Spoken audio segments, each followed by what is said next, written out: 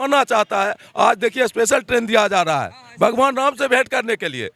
जब हमारे हजारों हजार लोग उस टाइम मर गए थे कोरोना काल में, दिल्ली से बनारस से पैदल ही चल दिए थे, कितना लोग मारे गए थे, उस टाइम उसके पास ट्रेन नहीं था। तो राम राम जप रहे हैं, राम राम जपना पड़ा है माल अपना, कांग्रेस बनाया है और उस पर ये जो है राजनीति भंजा रहे हैं। मोदी सरकार का एक भी काम नहीं हुआ है 9 वर्षों 10 वर्षों में, इसलिए मुद्दा को भटकाने के लिए, ध्यान से भटकाने के लिए ये राम मंदिर का सहारा ले रहा है। अगर ये काम करते तो फिर काम के नाम पर वोट मांगते, भगवान के नाम पर वोट क्यों मांगते?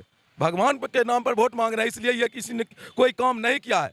जनता त्राहिमाम है, जनता महंगाई से परेशान है, शिक्षा से परेशान है। आज कहता है 5 किलो अनाज दे दिए, उसको शिक्षा दे दीजिए ना, वो अनाज पैदा करने वाला हो जाएगा, अनाज लोगों को बांटने वाला बन जाएगा। भगवान राम सबके हैं, किसी पार्टी की नहीं है। आज भाजपा है तो भगवान राम है, भाजपा नहीं है तो भगवान राम समाप्त हो जाएंगे, ऐसा होगा क्या? तो भाजपा का अपराध से और धर्म से, इसी दो के सहारे इसका राजनीति चलता है। और तंगर जब किए तो 20 करोड़ वोटर जो हैं निश्चित रूप से ये ड्राइविंग लाइसेंस, सड़क यातायात के नाम से जुड़े हुए हैं। सोचे वोट मेरा खिसक जाएगा तो कहते हैं नहीं ये कानून अभी पास नहीं होगा। तो इसी तरह का गलत सलत कानून पास करने के लिए 146 सांसदों को निलंबित कर दिए थे। तो खूब अच्छा ट्रेन अच्छी खुल रहा है। जब कोरोना का समय था लोग पैदल आ रहे थे, लोगों को टांग कर लाया जाता था, उस टाइम ये ट्रेन क्यों नहीं दिया? ये जनता को बरगलाने का काम कर रहे हैं राम के नाम पर, भगवान के नाम पर। ये हमेशा ही दोहरी चरित्र अख्तियार करते हैं। क्या राम भगवान आज पैदा हुए हैं जो कहता मैं राम को लाया हूँ? राम तो बहुत साल पहले पैदा हुए और राम आस्था का चीज़ है, क्या राम को दिखाने का चीज़ है?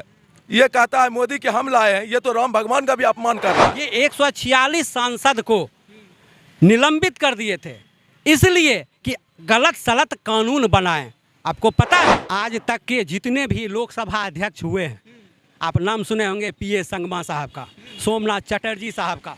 सोमनाथ चटर्जी साहब एक अच्छे लोकसभा अध्यक्ष थे और उनको मिला था बेस्ट लोकसभा अध्यक्ष का पुरस्कार।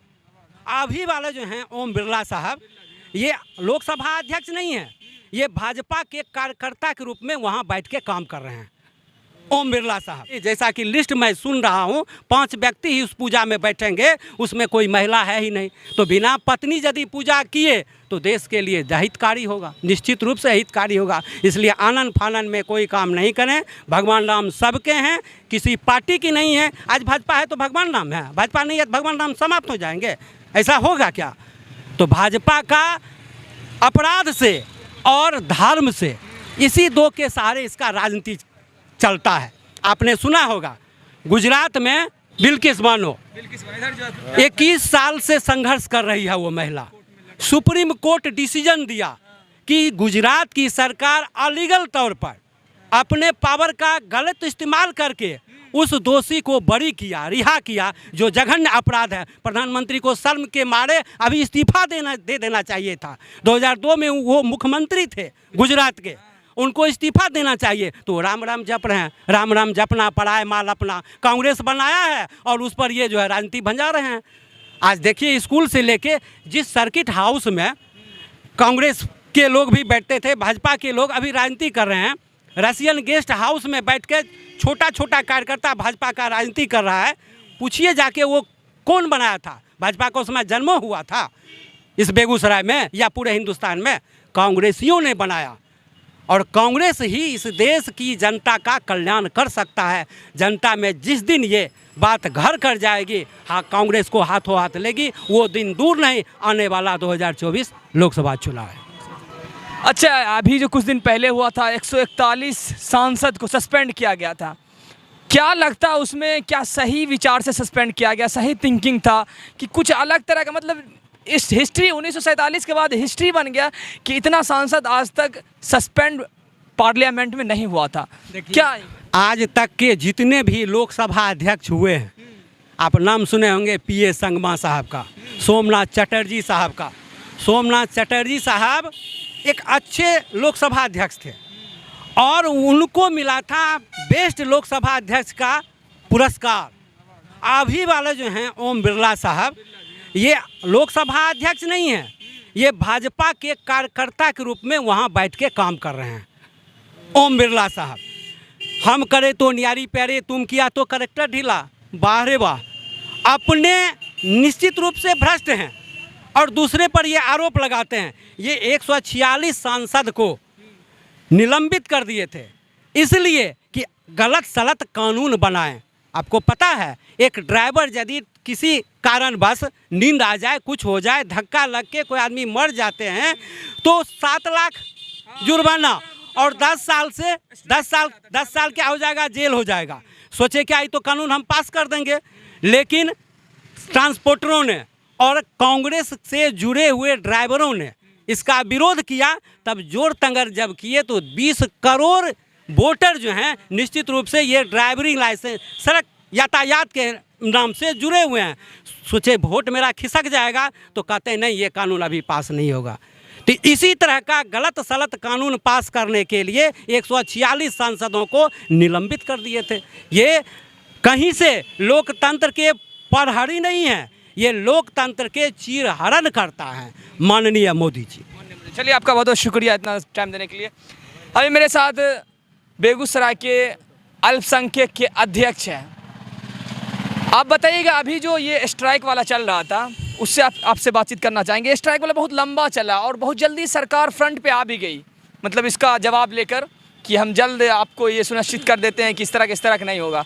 उस पर क्या लगता है, ये स्ट्राइक जो ये कानून बना था किस तरह का, और जो ड्राइवर ट्रांसपोर्टेशन में हर आदमी करते हैं, क्या लगता है आम आदमी को उससे फ़ायदा होने वाला था? क्या लगता है? देखिए, अभी जो आप कहे कि 147 लगभग 150 सांसदों को निलंबित किया गया था, इसी आड़ में बहुत सारे काले कानून पास किए गए ताकि विपक्ष के साथ इसका बहस नहीं हो और जो है ये जो कानून है वह कानून को अमली जामा पहना दिया जाए। उसी में ये ड्राइवर वाला कानून भी है जो हमेशा जो है लोगों को सड़क पर उतरना पड़ा और फिर मोदी सरकार को घुटने टेकना पड़ा।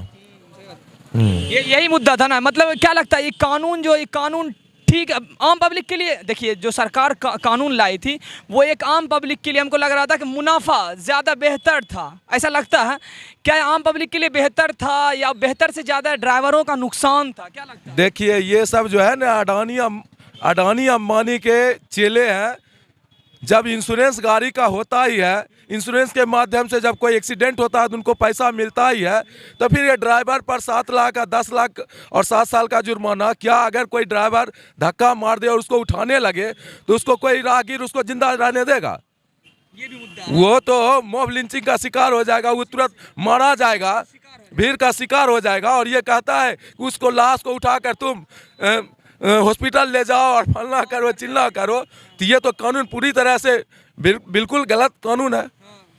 एक ड्राइवर नहीं है बल्कि जो मोटरसाइकिल चलाता है वो भी ड्राइवर के श्रेणी में आता है, जो ट्रक है, जो टैंक लॉरी चलाता है वो भी ड्राइवर के श्रेणी में आता है। इसमें सभी लोग को सहयोग करना चाहिए था, चाहे वो मोटरसाइकिल वाले हो, 4 चक्का वाले हो, भाजपा के लोग हो, जदयू के लोग हो, कांग्रेस के लोग हो, सभी को इसका साथ देना चाहिए ड्राइवरों को, कि इससे काला कानून का।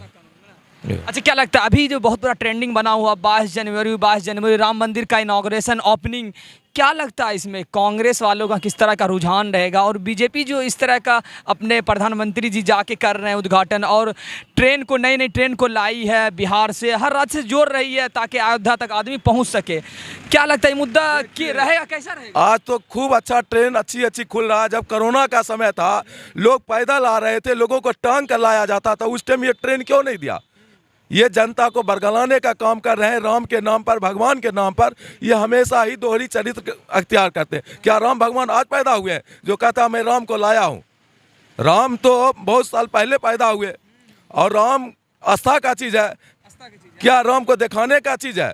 ये कहता है मोदी कि हम लाए हैं, ये तो राम भगवान का भी अपमान कर रहा है कि हम राम को लाए, जो राम को लाएगा वो सत्ता करेगा।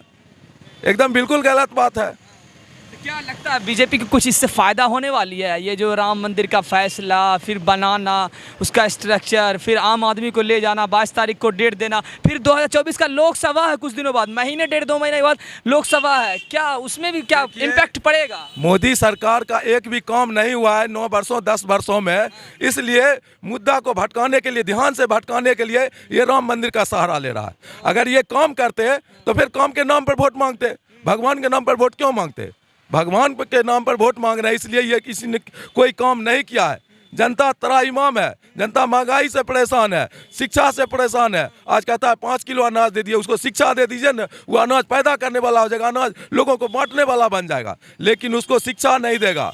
आज तक एक भी बेगूसराय में यूनिवर्सिटी खोला है मोदी जी 10 साल के दरमियान में? कोई कॉलेज खोला है?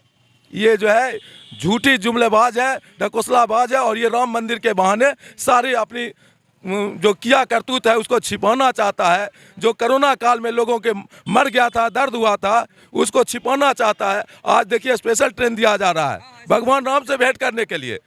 जब हमारे हजारों हजार लोग उस टाइम मर गए थे कोरोना काल में, दिल्ली से बनारस से पैदल ही चल दिए थे, कितना लोग मारे गए थे, उस टाइम उसके पास ट्रेन नहीं था।